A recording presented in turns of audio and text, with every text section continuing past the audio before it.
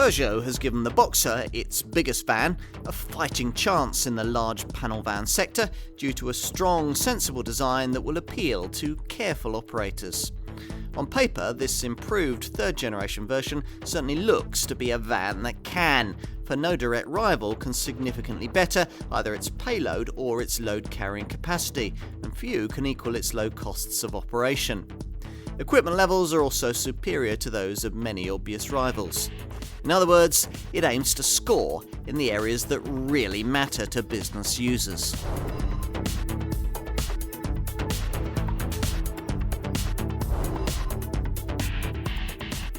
If size matters for your business, then only the largest van will do. Something perhaps like this one, Peugeot's Boxer.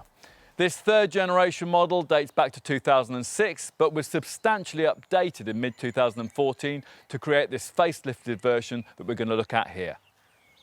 Peugeot has a long history in van production, having assembled over 1.8 million LCVs since 1950, nearly a million of which have been Boxer models produced across the three generations on sale since 1994. Throughout that time, this vehicle has had its design shared with two other rivals, Fiat's Ducato and Citroen's Relay, the LCVs that continue to provide this Boxer's toughest competition. That collaboration continues with this improved design, though only the Citroen model shares the same engines that Peugeot uses here. This vehicle will certainly need to make good on those glossy brochure promises if it's to face down the other four designs that populate the large van segment. Two of these, like this Boxer, are brand shared: the Volkswagen Crafter Mercedes Sprinter package and the Renault Master Vauxhall Movano Nissan NV400 collaboration. Plus, there are now much improved Ford Transit and tough Iveco Daily models to consider. Peugeot is boldly claiming that this vehicle can carry heavier payloads than these rivals, as well as delivering much improved standards of driver comfort, safety and convenience. All of these are useful attributes to have in the big van segment, but to become a real contender amongst the market's largest LCVs, this Boxer will need to do more. Can this improved design enhance this model's reputation for tough practicality that delivers the solid versatility and running cost efficiency that operators are looking for? Let's find out.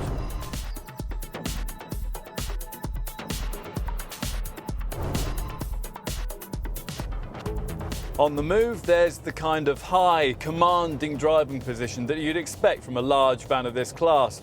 Your lofty perch offering great panoramic views of the road ahead.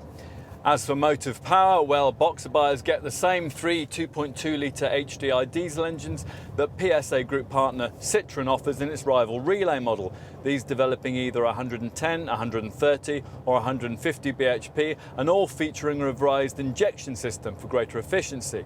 At the top of the range, to suit those operators likely to be covering longer distances with heavier loads, Peugeot also offers a 3 litre HDI unit with 180 bhp on tap, an engine unique to this Boxer. Most, though, will want the 130 bhp variant I'm trying here. Because this mid-range model gets the option of the engine stop-start system you can't have on the lower powered version, it's potentially the most frugal choice in the lineup. Yet with a useful 320 Newton meters of pulling power, could, if you choose the right derivative, tow a trailer of around 3,000 kilos in weight. Around town, this van can make light work of tricky urban situations with a tight 14.24 metre turning circle between curbs in the case of the volume L3H2 variant, and that equates to 3.87 turns lock to lock. The reasonably slick 6-speed manual gear change helps in town too, which is just as well because there's no automatic option. If your town deliveries take you to places like muddy construction sites, then you might well be interested in the grip control option Peugeot offers, that on loose surfaces automatically transfers drive to the wheel with the most grip. The system also includes the kind of hill descent control feature that you'd normally find on an SUV for easing you down slippery slopes. All of this would be worth its weight in gold the next time you have to continue your deliveries throughout a snowy snap. What else? Well, if you were used to the pre-facelift version of this third generation Boxer model, you'll immediately notice that this van is quieter at speed. This is due to its considerable underbody and upper body strengthening, aimed at producing greater durability as well as that extra refinement. The brakes have been revised and they feel a bit more effective. Certain versions also get the option of variable assistance power steering, which becomes lighter at urban speeds and heavier to cruise. This setup is standard with the 3-litre HDI engine. Suspension is something of a Peugeot speciality, and not only on its passenger cars. There's the option of self-levelling air suspension if you want it, but even in its standard form, this van rides pretty well and handles very neatly, remaining composed in the corners and smooth on the straights. If it does get away from you, then there's ABS as standard with brake assist to make it more effective, plus ESC stability control.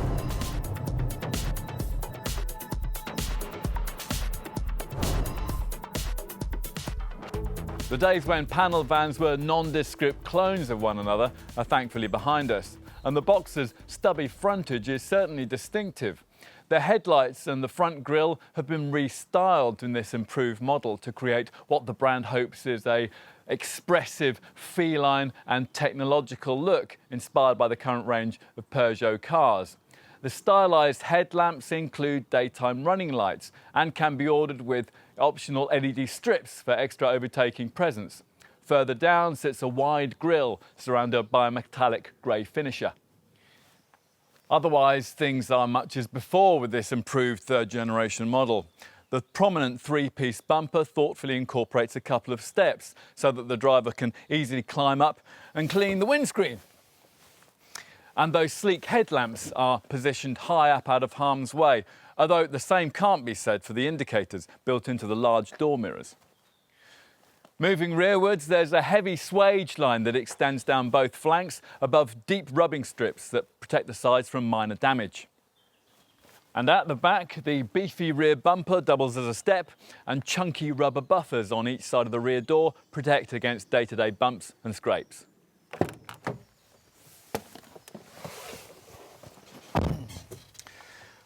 Inside the cab, the design is less dramatic than that of the exterior, but it is thoughtfully executed. Here featuring a smarter looking dash and better quality seat trims. The driver's seat can be altered for height, and the steering column is reach adjustable, so most people will be able to get comfortable with good vision ahead and to either side. There's an armrest for longer journeys, though a cup holder near to the driver's right hand would be useful. And the gear stick is mounted on the dashboard rather than on a projecting moulding, so it's easy for the driver to slide across and emerge safely on the cab side.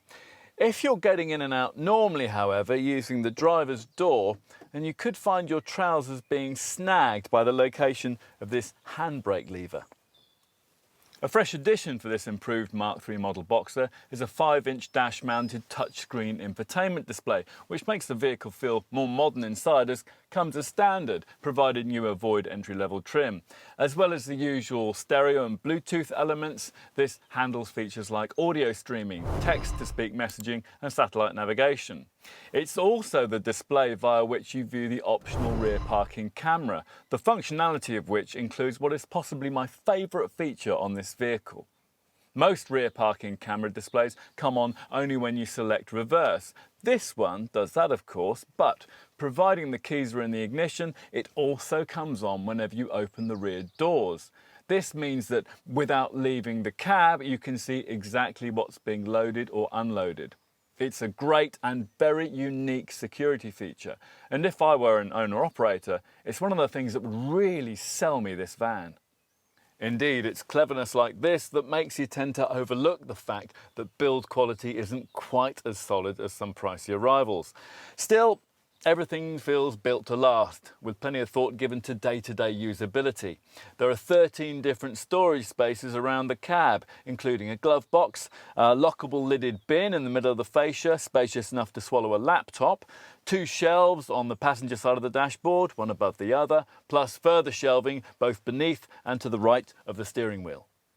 You can even stash stuff on a 22-litre shelf above your head and in a tray beneath the driver's seat. Plus, of course, there are deep 2-tiered bins in both doors, big enough here to hold a flask or a bottle of water. Not everything fits nicely into shelves or trays, of course, so there's a neat dash-top clipboard to hold delivery notes or maps. Just as useful is the way this middle seat folds down to reveal a little desk with a clip, a pen tray and 2 cup holders. Unfortunately, there are no cup holders anywhere else in the cab. In developing this vehicle, the engineers pursued an intensive development programme which involved nearly 2.5 million miles of road testing and over 18,500 miles of testing on poor quality and low grip surfaces. There were also 1,000 water fording tests to check out the ceiling and 500,000 door slam tests. That's equivalent to nearly 10 years of intensive use. As a result of this programme, this Boxer's body structure incorporates multi-point reinforcement to improve rigidity and durability. High-use, high-stress items such as these rear doors have been reinforced and higher-strength door hinges are now used. Similarly, the sliding side doors have benefited from reinforced rails, redesigned runners and improved door locks to raise durability and security standards. You can feel the difference in the way this door now shuts with a quality clunk.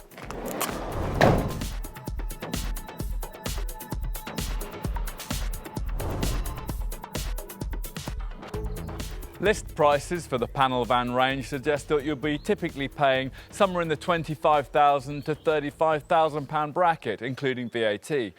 That's around the same as you would have to find for obvious large LCV segment rivals like Ford's Transit or Vauxhall's Movano, but a little less than you'd be looking at for, say, a rival Volkswagen Crafter or Mercedes Sprinter.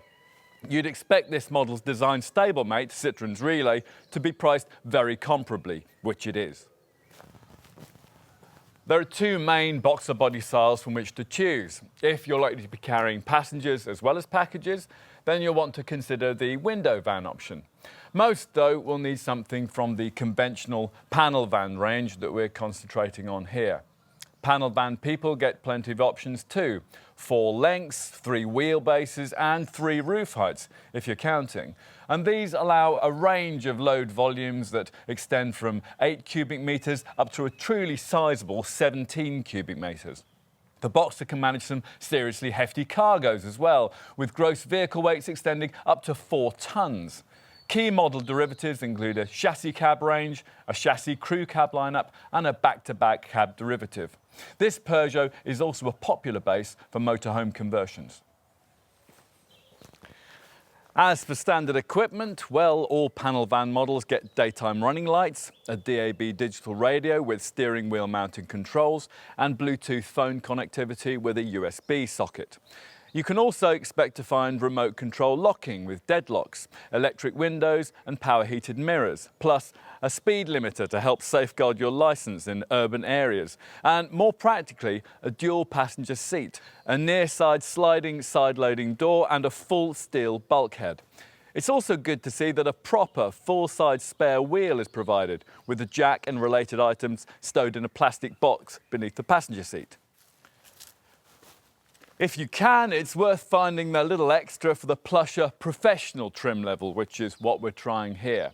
This throws in air conditioning that also cools the glove box, so no more melted Mars bars, cruise control with a variable speed limiter, a parametric alarm, a 5-inch colour infotainment touchscreen on the dash, an MP3 compatible CD player, audio streaming and SMS functionality for the Bluetooth system, and the rear parking sensors that are always welcome on a van this big. As for options, well, I'd want to look at an additional sliding side door and the possibility of stretching to self-levelling air suspension that can lower the rear loading height. Maybe also the larger 125-litre fuel tank and the programmable Webasto heater if I were a long-distance user. Kindlier employers or owner-drivers may also want to consider extra cost items like the Look Pack that will give you LED daytime running lights and front fog lamps. A Comfort Pack would give you an air-suspended driver's seat, auto air conditioning, auto lights and wipers and a leather-stitched steering wheel. I'd also be tempted by the City Pack that throws in rear parking sensors, a rear parking camera and power folding electric mirrors. Safety-wise, you only get a driver's airbag in the basic tally, but you can specify passenger, side and curtain bags from the options list. A TPMS tyre pressure monitoring system is standard on the window van version and optional elsewhere in the range. And of course, you also get ABS with emergency braking assist to make it more effective in panic stops. As you'd expect from a modern van, an ESC stability control system is standard, this one featuring ASR anti-slip traction control that makes it easier to move off on slippery surfaces. And talking of slippery surfaces, a neat option is the grip control setup that'll perfectly equip your Boxer to deal with the kind of loose or muddy terrain that you'll find in places like building sites. The grip control package also includes hill descent control to ease you down steep, slippery slopes. Also optional is a lane departure warning system, which uses a camera mounted above the rearview mirror to recognise whether the driver has drifted across lane markings without indicating. If this happens, the driver will get an audible warning as well as a visual one on the instrument panel. This is standard on 440 versions and can be specified on others as part of a safety pack with tyre pressure monitoring and a passenger airbag.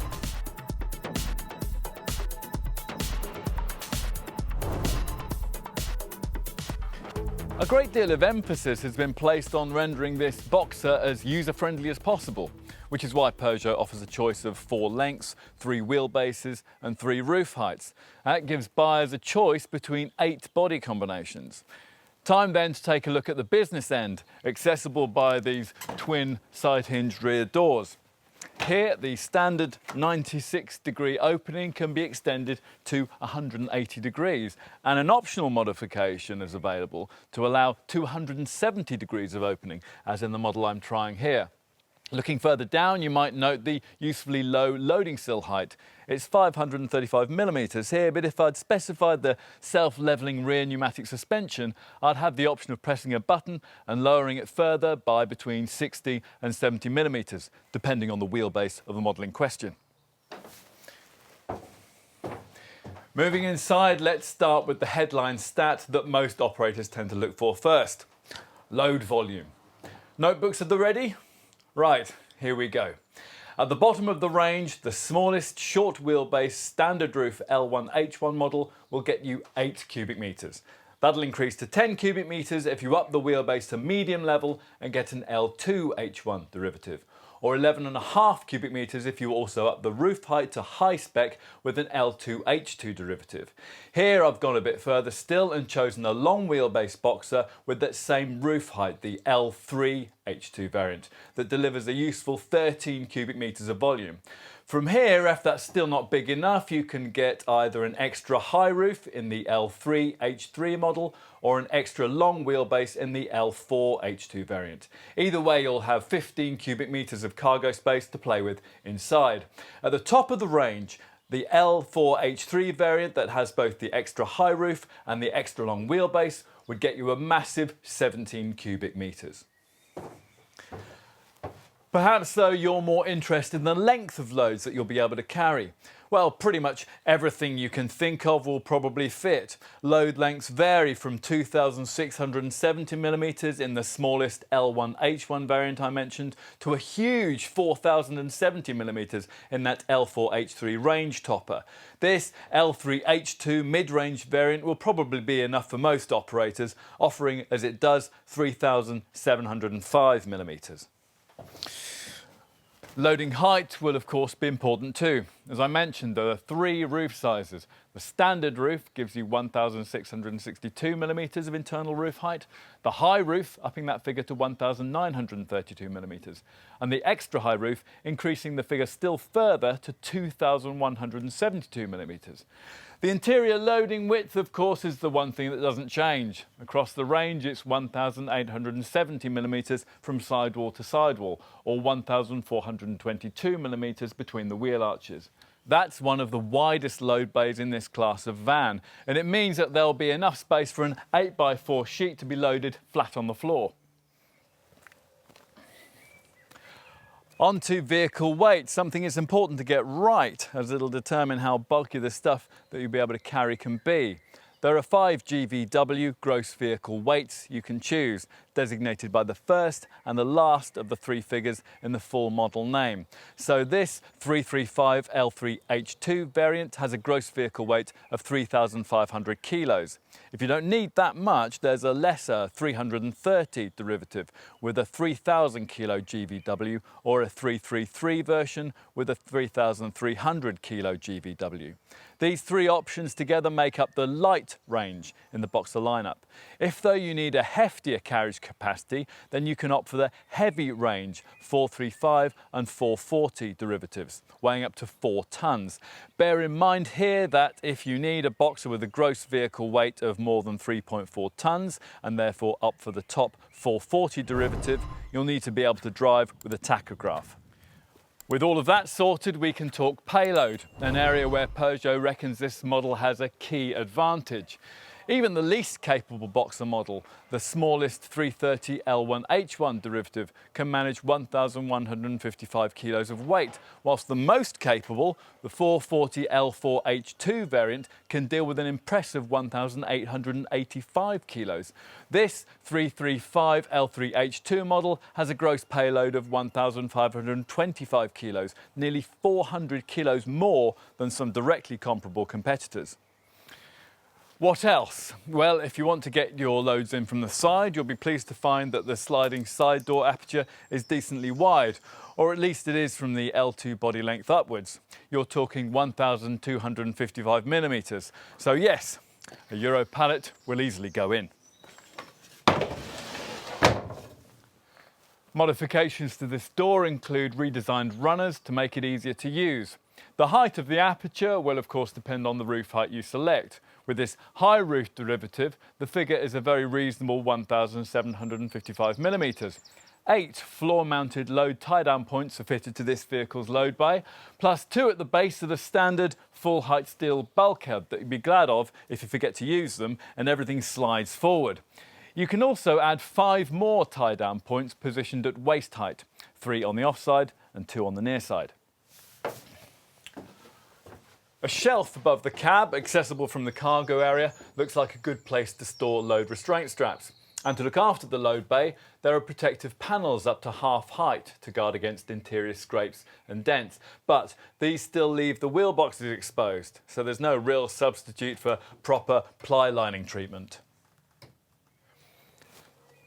On to running costs. These will naturally be determined by your choice of HDI diesel engine and whether or not the variant you have in mind can be specified with a stop and start system that'll cut the engine when you don't need it, stuck in traffic or waiting at the lights.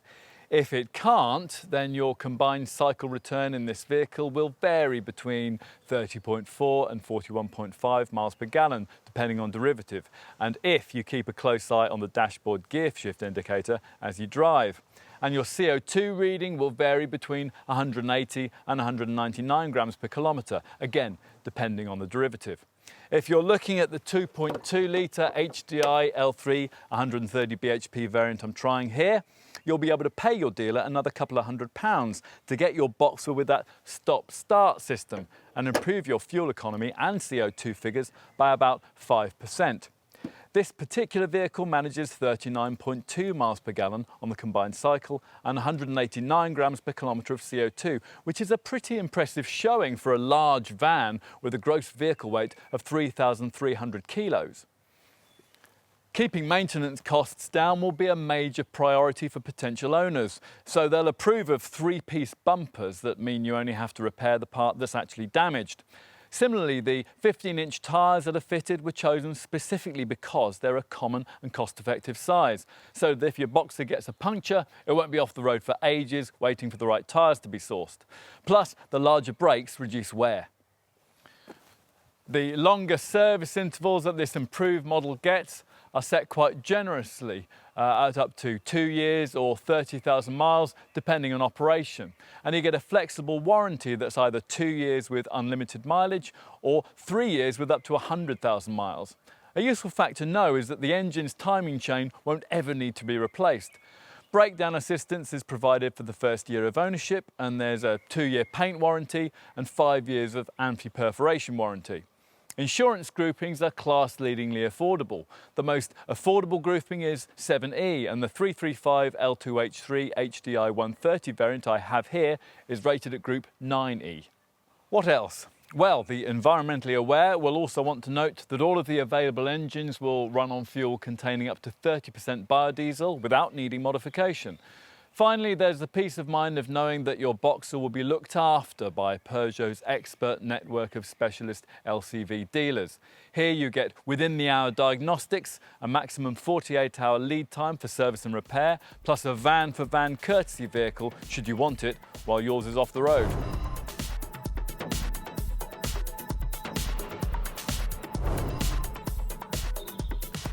In the increasingly closely fought large panel van sector, this Boxer looks to have the full package required to make a name for itself. At launch, its all-round versatility was enough to deliver a knockout blow to many rivals, but they've improved greatly since then, though not enough to outclass this prize fighter, especially in this improved guise. The French brand has clearly thought long and hard about what operators actually want.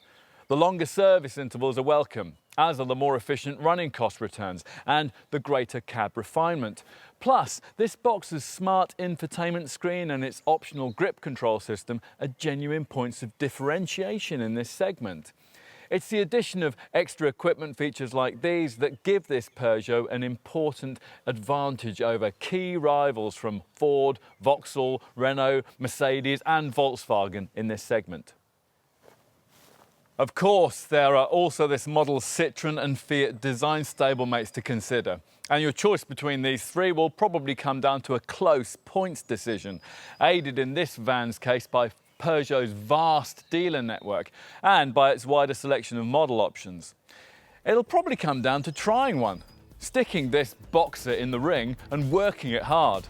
Once you've done so, you may well agree that it offers championship material.